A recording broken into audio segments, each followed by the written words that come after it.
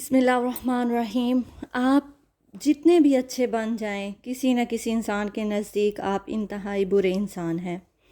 اس لیے اس بات کو یکسر فراموش کر دیں کہ لوگ کیا کہیں گے، اور صرف اللہ کی رضا کی کوششوں میں رہیں۔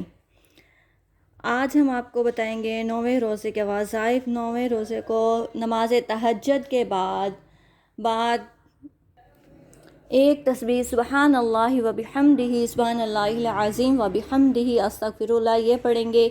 پھر ہم نماز فجر کی سنت پڑھ کے 3 مرتبہ درود شریف پڑھ کے سجدے میں جائیں گے، اور 41 مرتبہ پڑھیں گے یا رزاقو۔ پھر سجدے سے فارغ ہو کے پڑھ کے پھر ہم 3 مرتبہ درود پاک پڑھیں گے، درود ابراہیمی، اور اس کے بعد 2 فرض ادا کریں گے، اور پھر سورۃ توبہ کی آخری 2 آیات 11 مرتبہ پڑھیں گے، اور اس کے بعد نماز ظہر سورۃ بقرہ کا پہلا رکوع 11 مرتبہ پڑھیں گے، اور اس کے بعد نماز عصر سورہ آل عمران کی آیت نمبر 26 17 مرتبہ پڑھیں گے، اور پھر بعد نماز مغرب سورۃ بقرہ کی آخری 2 آیات 11 مرتبہ پڑھیں گے۔